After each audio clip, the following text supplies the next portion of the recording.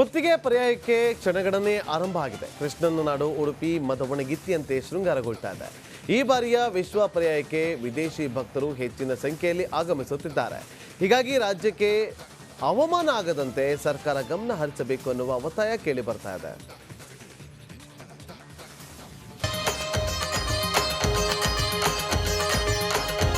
ಪರ್ಯಾಯ ಬಂತು ಅಂದ್ರೆ ಉಡುಪಿಯಲ್ಲಿ ನಾಡಹಬ್ಬದ ಸಂಭ್ರಮ ಮನೆ ಮಾಡುತ್ತೆ. ನಗರದ ಬೀದಿಗಳು ಸ್ವಚ್ಛಗೊಂಡು ಶೃಂಗಾರಗೊಳ್ಳುತ್ತಿದೆ.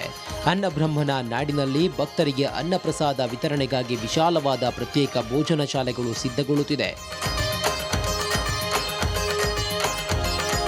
ಹೌದು, ಪರ್ಯಾಯ ಮಹೋತ್ಸವಕ್ಕೆ ಬರುವ ಭಕ್ತರಿಗೆ ಪ್ರಸಾದದ ವ್ಯವಸ್ಥೆ ಮಾಡಲಾಗುತ್ತಿದೆ.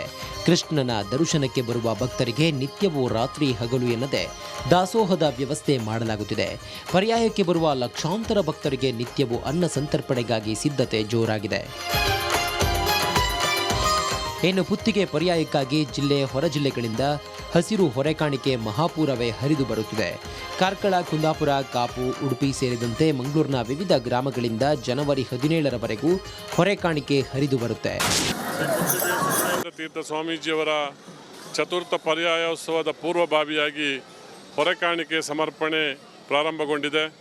9ನೇ ತಾರೀಕಿನಿಂದ 17ನೇ ತಾರೀಕಿನವರೆಗೆ ನಿರಂತರವಾಗಿ ಹೊರೆಕಾಣಿಕೆ ಮೆರವಣಿಗೆಗಳು ಉಡುಪಿ ನಗರದಲ್ಲಿ ಸಾಗಲಿಕ್ಕಿವೆ. ಈಗಾಗಲೇ ಇವತ್ತು ಧರ್ಮಸ್ಥಳ ಗ್ರಾಮಾಭಿವೃದ್ಧಿ ಯೋಜನೆಯಿಂದ ಹಸಿರು ಹೊರೆಕಾಣಿಕೆ ಸಮರ್ಪಣೆ ಆಗಲಿಕ್ಕಿದೆ. ಪುತ್ತಿಗೆ ಪರ್ಯಾಯಕ್ಕೆ ಅಮೆರಿಕ, ಇಂಗ್ಲೆಂಡ್, ಆಸ್ಟ್ರೇಲಿಯಾ ಸೇರಿದಂತೆ ನಾನಾ ದೇಶಗಳಿಂದ ಭಕ್ತರು ಬರುತ್ತಾರೆ. ರಾಜ್ಯ, ಹೊರ ರಾಜ್ಯ, ದೇಶ ವಿದೇಶಗಳ ಭಕ್ತರು ಉಡುಪಿಗೆ ಆಗಮಿಸಿದಾಗ ನಗರದ ರಸ್ತೆ ಕಾಮಗಾರಿ ಹಾಗೂ ಸ್ವಚ್ಛತೆಗೆ ಸಾಕಷ್ಟು ವೆಚ್ಚ ಮಾಡಬೇಕಾಗುತ್ತೆ. ಆದರೆ ಸರ್ಕಾರದಿಂದ ಅನುದಾನ ಬಿಡುಗಡೆ ಆಗಿಲ್ಲ.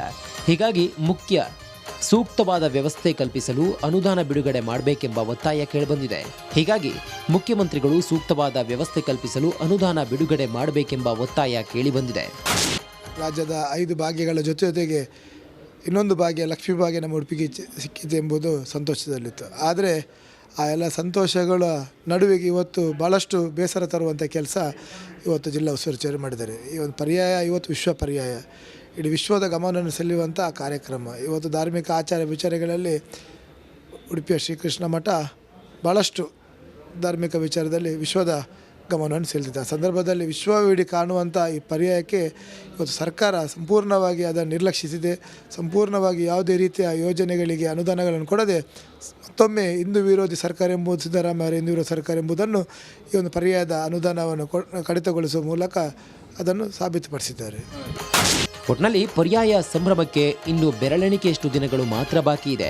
ಸರ್ಕಾರ ಧಾರ್ಮಿಕ ಶ್ರದ್ಧೆ, ನಂಬಿಕೆ ಜೊತೆಗೆ ಚೆಲ್ಲಾಟವಾಡದೆ ಅನುದಾನ ಬಿಡುಗಡೆ ಮಾಡಿ ಪರ್ಯಾಯ ಉತ್ಸವದ ಸಂಭ್ರಮ ಇಮ್ಮಡಿಯಾಗುವಂತೆ ಮಾಡಬೇಕಿದೆ.